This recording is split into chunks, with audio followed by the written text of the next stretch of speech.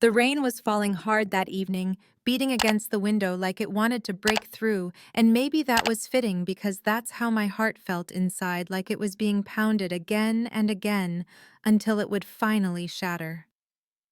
My name is Vanessa. I'm 35 years old, and this is the story of how I went from a woman who thought she was untouchable to someone who lost everything in the span of a single afternoon. People like to say betrayal feels like a knife in the back, but I'll tell you, when the tables turn, when karma finds its way back to you, it doesn't feel like a knife. It feels like the ground opening up beneath your feet while the whole world watches you fall. And I fell. Hard. I used to believe I was clever, even brilliant in my own way. I had the beauty, the charm, the kind of confidence that could silence a room when I walked in. I thought those things were enough to secure my future, enough to protect me from ever having to face the same fears that haunted ordinary people: fear of bills, of loneliness, of insignificance. I married Ethan when I was 20, a quiet man who built empires out of code.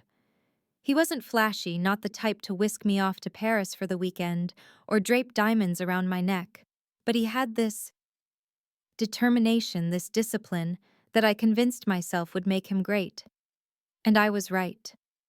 By the time I turned 35, we were living in a mansion, our vacations were in Aspen and the Amalfi Coast, and our guest list included CEOs and politicians.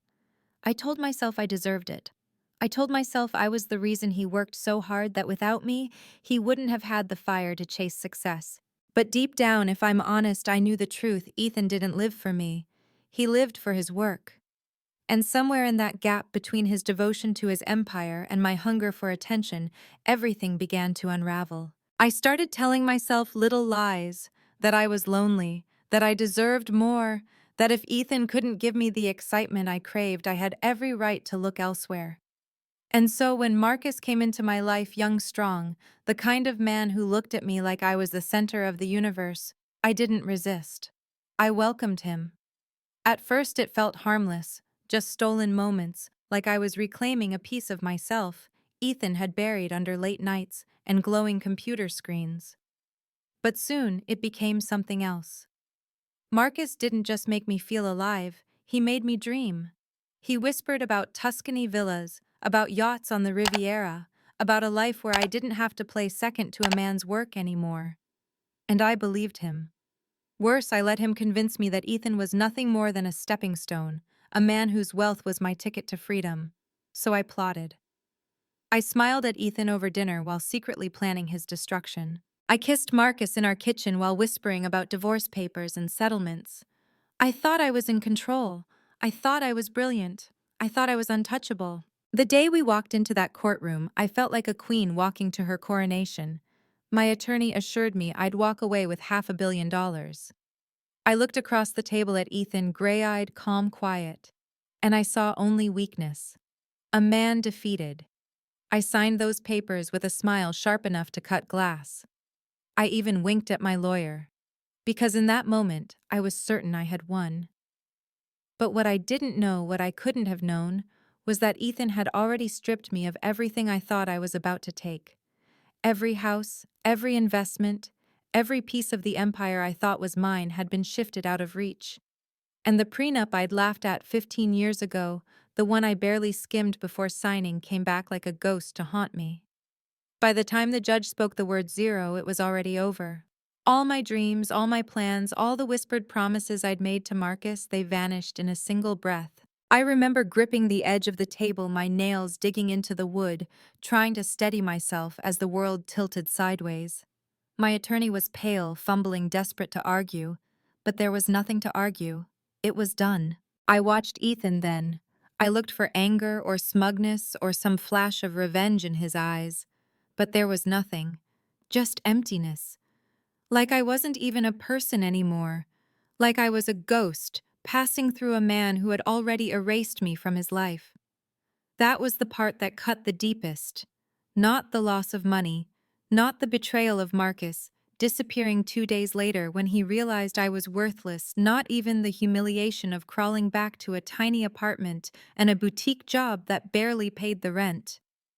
No, the deepest wound was realizing that Ethan hadn't just beaten me. He had moved on from me entirely, as though I had never mattered at all. And maybe I hadn't. Maybe I had been nothing more than a lesson, a mistake he corrected with precision. And I had been the fool who thought she was untouchable. I don't think anyone ever prepares you for the silence after a life implodes. Not the loud crash of it all breaking apart, that part you can almost expect. The shouting in court, the ringing in your ears when the judge pronounces the word zero, the gasp you swallow when your world disappears. No, the worst part is the silence that follows. The silence of an empty apartment where no one is waiting for you. The silence of friends who suddenly stop answering your calls because you no longer have invitations to offer, no champagne, to pour, no glamour clinging to you like perfume. And the silence inside yourself, where once there was confidence and arrogance and certainty, now replaced with an echoing hollowness that refuses to leave. I remember sitting on the floor of that studio apartment. Bare walls, mismatched furniture, one tiny window that looked out onto a gray alleyway. I had sold the last of my designer handbags just to pay the deposit. I used to laugh at women who lived this way, convincing myself they were weak, unlucky, unworthy. But there I was eating instant noodles from a paper cup, wondering how I had gone from Armani suits to second-hand clothes in a matter of weeks. And worse, I couldn't stop replaying Ethan's face in my mind. The stillness of him, the precision of his moves. How long had he known? How long had he been preparing? Had he ever loved me, or had he simply been biding his time, waiting for the day he could cut me out with surgical accuracy? That thought haunted me, because if he had loved me once then, I had destroyed something real. But if he hadn't, if I had always been just another liability, then maybe I had never mattered at all. Marcus vanished quickly, of course. Men like him only stay when the money is good.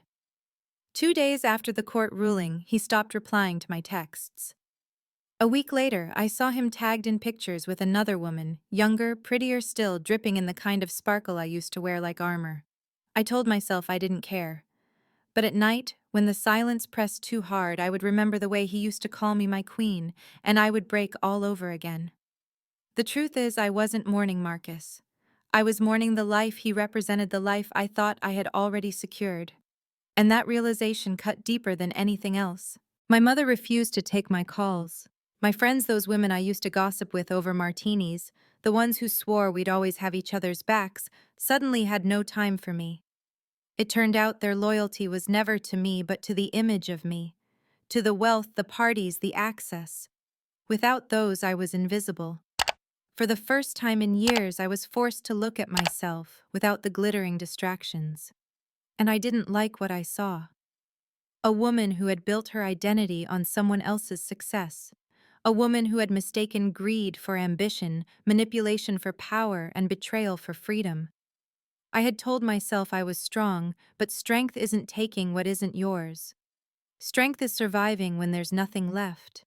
And I was only just beginning to learn that lesson. The first time I saw Ethan again was like being stabbed and healed in the same moment. I was walking home from work, my cheap heels blistering my feet when I saw him across the street. He looked lighter. Not like the man who used to bury himself in work until dawn. Not like the man I thought was too weak to fight me. He was walking with someone, a woman with dark hair, simple clothes, but a glow in her smile that made her radiant. They were laughing, leaning into each other, like the world outside didn't exist. And I stood there frozen, watching the life I had thrown away stroll past me, like I was a stranger. I expected to feel rage or envy, or maybe even hatred. But what I felt was something worse, emptiness. Because I knew in that moment that Ethan had truly moved on, and I was nothing but a shadow in his past. A ghost of a mistake he would never repeat. That night, I sat on the floor again, knees pulled to my chest, staring at the ceiling like it held the answers I'd been running from. And for the first time, I allowed myself to say the words I had avoided. I destroyed myself. Not Ethan, not Marcus, not the friends who abandoned me. Me. My arrogance, my greed, my blindness. It wasn't just karma catching up to me. It was me standing in front of my own reflection and realizing I had been the architect of my downfall from the very beginning. There's a strange thing that happens when you lose everything. At first, it feels like drowning. Every breath hurts. Every moment feels too heavy, like you're carrying stones in your chest. But then, as the days stretch into weeks, the weight changes. It doesn't disappear. You never forget what you lost, but it shifts. You start to realize you can move under it. That maybe you can keep walking even if every step reminds you of the life you'll never have again. That's what survival looks like when you've burned your world to ashes. It's not glamorous. It's not powerful. It's simply choosing to wake up one more morning, even when you'd rather not. I had to take a job at a boutique in Bellevue. Me, the woman who once spent thousands of dollars on a single handbag, now folding clothes for women who reminded me of who I used to be. They'd walk in with their perfect hair, their diamond rings, their laughter bubbling like champagne, and I'd smile, pin the tags, and tell them how stunning they looked in dresses that cost more than my monthly rent. Every time I'd feel the sting of humiliation, but I swallowed it down because what choice did I have? Pride doesn't pay bills. Regret doesn't keep the lights on. And so I smiled, and I folded, and I learned how to live as a ghost among the living. But the nights were harder. Nights were when the memories came back to haunt me. The look on Ethan's face when the judge read zero. The hollow in his eyes that told me I was nothing more than a stranger to him now. The silence after Marcus disappeared like he had never existed at all. I used to fall asleep to the sound of Ethan's typing in his office, the quiet click of his determination building an empire. Now I fell asleep to the hum of an old refrigerator and the scratching in my chest of all the words I wished I could take back.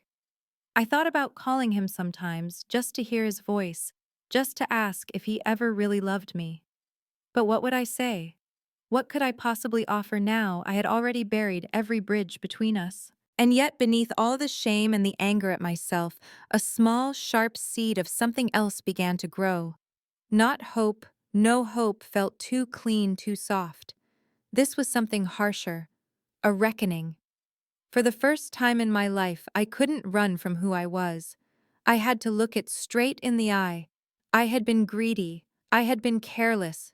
I had mistaken someone's devotion for weakness, and in the process, I had thrown away the only steady thing in my life. That truth was bitter, but it was mine, and once I held it, I couldn't let go.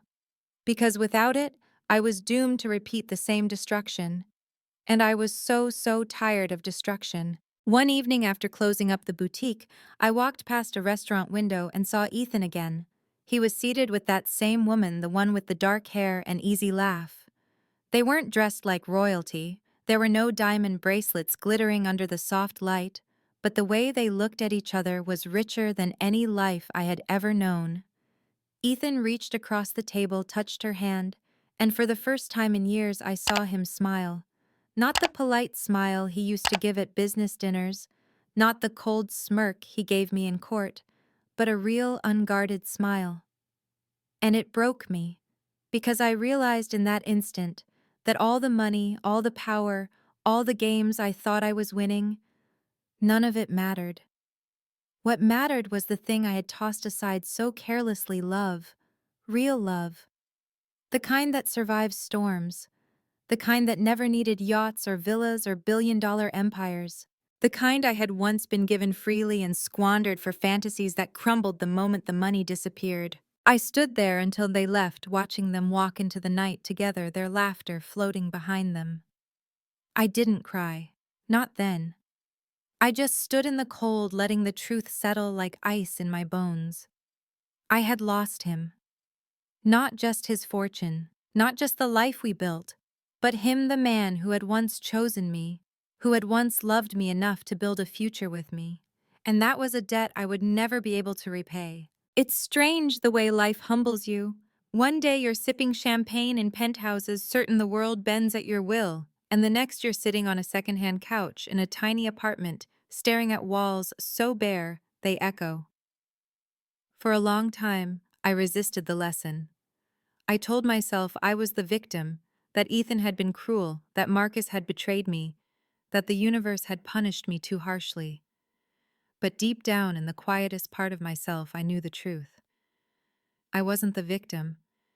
I was the architect. Every lie I told, every secret kiss in that kitchen, every smirk I wore in that courtroom, those were the bricks in the prison I built for myself. And when the walls closed in, I had no one to blame but me. I started writing in a notebook.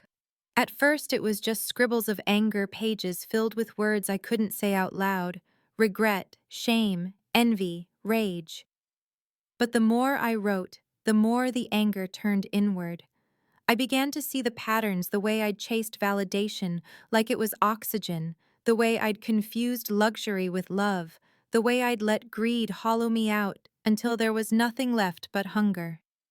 The notebook became a mirror, and what I saw there wasn't pretty.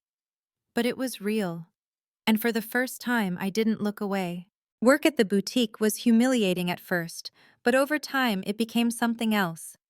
A kind of penance. Folding clothes for women who reminded me of my old self forced me to confront what I used to be. Every time I clipped a price tag, I thought about how I once wore value like a shield, how I measured worth in labels and dollars instead of character and love. And slowly, almost painfully, I began to notice things I had never cared about before. The kindness of a coworker who shared her lunch when I forgot mine. The way a customer's eyes lit up when she found something that made her feel beautiful. The quiet pride of earning a paycheck, no matter how small, knowing it was mine. Not Ethan's, not anyone else's. Mine. These were tiny things, fragile things, but they were real. And after everything I had lost, real was more precious than I ever imagined. One evening, months later, I was locking up the boutique when I saw Ethan again. Not across the street this time, not framed by some glamorous restaurant window. He was standing outside waiting for someone. For a moment, I froze, my breath caught in my throat. He looked different, lighter, freer, as though the weight I had once placed on him was gone for good. And then she appeared, the dark-haired woman with the easy laugh. She slipped her hand into his, and he turned to her with that same smile I'd seen once before. The smile I used to believe belonged only to me. They didn't notice me, and I didn't expect them to. I was just another face in the city now, a stranger walking home. And for the first time, instead of rage or envy, I felt something unexpected: release. Because I finally understood that his happiness no longer belonged to me, and maybe it never had. And that was okay. Or at least I was learning to let it be okay. I walked home slowly that night, the city lights blurring in my eyes. I thought about who I had been: the woman who laughed while signing divorce papers, who believed she was invincible, who thought betrayal would buy her freedom. That woman was gone. In her place was someone humbler, lonelier, but also truer. I didn't have wealth or power or the illusion of control anymore. What I had was the raw, painful truth of my own mistakes. And as much as it hurt, it was also strangely liberating. Because if I could own my downfall, maybe one day I could build something new, not on lies, not on greed, but on honesty. On love, if I was ever lucky enough to find it again. So here I am telling this story. Not because it redeems me, not because it changes what I did, but because maybe, just maybe, someone out there will hear it and stop themselves before they make the same mistakes. Betrayal doesn't free you. Greed doesn't save you. And revenge, whether you plot it or suffer from it, never leaves you whole. What saves you is truth. What saves you is humility. What saves you is learning, no matter how late that love is. Never about what you can take, it's about what you can give. If my story has moved you, if you've felt even a flicker of the pain and the lesson buried in it, I hope you'll take a moment to reflect, to share, to connect. Like this video if it reached your heart. Share it with someone who might need to hear it before it's too late. Subscribe for more stories like mine, raw, honest, filled with the scars and lessons life leaves behind. And please leave a comment. Tell me what you think. Tell me if you've ever faced your own reckoning. Because in the end, the only thing that truly saves us is not facing our pain alone.